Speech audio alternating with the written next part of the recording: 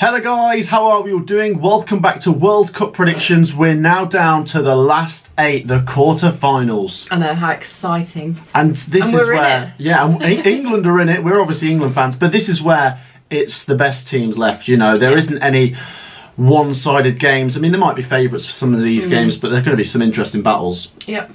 Before we get into this, do make sure to drop a like. Do subscribe. We're on the march to 23,000 subscribers, so like and subscribe. And we must say, this video is being brought to you by OneFootball. The creators at OneFootball are absolutely fantastic. So download that link down in the description to keep up to date with everything while the World Cup is here. And obviously for afterwards, they've got so much on the Premier League, Championship and Serie A. But like I say, for the World Cup, they've got live tickers, match stats, head-to-head records. So OneFootball is the place to be. Call to action. Check out that link down in the description before you go anywhere. Let's get into these quarterfinals, Sophie. Let's go through it in a random order. I'm going to start with Argentina versus Netherlands. Now, Netherlands top their group, 7 points. They haven't lost yet. Argentina obviously lost that first game to Saudi Arabia. They've recovered well. They're marching through. They've got Messi. I think this is a really even matchup. I remember these two playing in World Cup 2014. It went all the way to penalties and Argentina got through.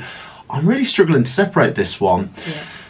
Netherlands have been good. They're solid at the back. They've got Van Dijk. Gakpo's been brilliant. Argentina, like I say, with Messi, that star power. But Argentina maybe a little bit more vulnerable. They lost to Saudi Arabia.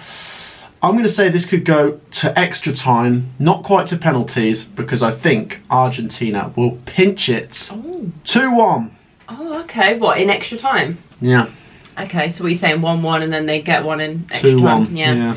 I'm actually going to agree with the 2-1, but I think in normal time, and I'm going to go the other way. I think to the Netherlands. Wow. I think they've got to be the favourites going into this. They look really solid. Yeah, for me, they're the favourites. So Argentina out. Yeah, unfortunately. Wow, okay, fair enough. Right, on to the next one. We'll go for Brazil versus Croatia next. Very interesting matchup. These two also played at World Cup 2014. Do you know what, Croatia, I don't even think you could call them a dark horse anymore. They are just a very good team. They're up there with the best teams, you know. They haven't won a World Cup before, but they got to the final last time. I think they're always quite solid. Yeah, and is this Modric's last World Cup? It's bound to be, isn't it? It's got to be, surely.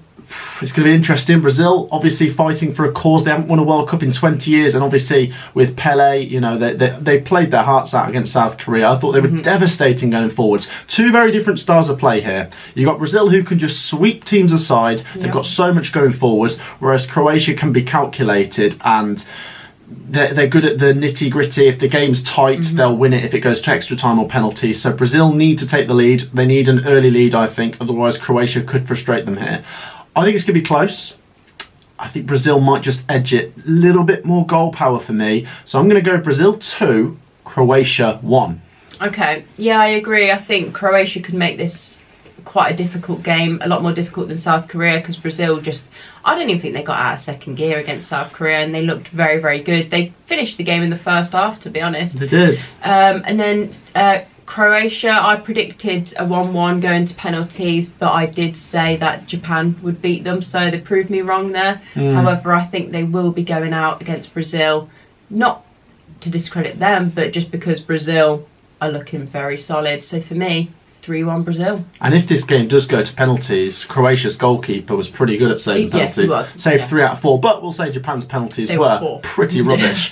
Right, let's move on to the big one, Sophie. England versus France. This is massive. This could be Gareth Southgate's last game with England. You know, if we lose this, does this spell the end of his career as an England manager? It's a massive game. It's a massive game. Yeah. And I would say it's the biggest game under Gareth Southgate. I know we got to the Euros final, we got to the World Cup semi-final last time, but this is probably the biggest test we've had. I know we lost to Croatia, we've lost to Italy, but France are the reigning champions, and I really can't separate this. I think this is so even, and I don't want my bias to just tempt me to go for England here. You've got England, who I think are very balanced. You've got a really good maturing midfield. Jude Bellingham is a star, isn't he? What a player at 19 as well. Honestly, Jordan Pickford's been good so far. You know, we've got, is it 3 clean sheets in a row coming into this game? Yes, I know France are a much different opposition. I think the defence is proving itself. Harry Kane's finally on the score sheet, and you've got Saka and Foden and Rashford who can all contribute. As for France, I think we're a little bit more balanced than them, but they probably have superstars we don't. First of all, Olivier Giroud has got a phenomenal record for France. That guy is a monster, honestly. And then Kylian Mbappe. Say them all. He's probably going to get Golden Boot, isn't he? Well, if he gets past us, then yeah. Yeah, does he score? I think both teams score here. I think it'll be cagey. I don't think it'll be an open 3-3 kind of game. I think if either team scores 2 in the 90, that'll be enough. And it's going to be England! England to win 2-1 against France. Oh, do you know what? I'm actually not feeling too optimistic about this. I think France are looking very, very good. However, if we can keep Mbappe quiet, and I think Walker could be the man because he has got the pace, then this could be... It could kind of swing in our favour. This is really, really hard. I really don't know which way this is going to go. I think... because of being an England fan, I'm going to back us to win. However, do I actually believe that? Probably not. I'm going to say it anyway. I'm going to say England 2-1. England 2-1, you're agreeing with me. Do you think if we were French, we'd be backing France? 100%, I'd say 2-1 France. What if we were neutral and we supported neither? France again. So you think the only reason we're going for England is because we're English? Well, that's the only reason I am, yeah. There goes all the dislikes. Right, we'll move on to the final game then, and it is Morocco versus Portugal. Now, we did back Portugal to beat Switzerland, and they've gone and done that. This is an interesting matchup, but Morocco have been brilliant, and they've really been surprising everyone. To beat Spain is absolutely fantastic. I streamed that game. I thought they were so impressive. This is a massive test.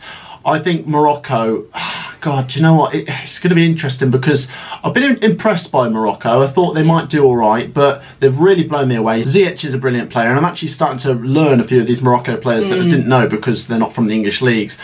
I'm going to back Morocco to win this game 1-0. Yeah, do you know what? I agree with you. Morocco have absolutely blown me away. I think they're doing really, really well, and I didn't predict this, and like you said, I didn't really know many of their players, so I think that's why I didn't rate them so highly. To beat Spain, I think, is a great result, and I think they're going to progress even further. I think they've got the fire in the bellies, but it's going to be a tight game, so 1-0 Morocco. So then, guys, that wraps up our quarter-final predictions. Like I say, just the 4 games this time. We'll be back for semi-final predictions in a few days' time. Do make sure to keep your predictions coming. This is the latest in the Predictions League standings. It's really tight at the top. Sophie's moved up the table a little bit. Well, I said that happened. And keep your predictions coming, like I say. Do make sure you've hit that like button. Do make sure you've subscribed. Keep your comments coming. We'll be back for championship predictions tomorrow as English football is starting to return. We'll see you in the next one. Peace out.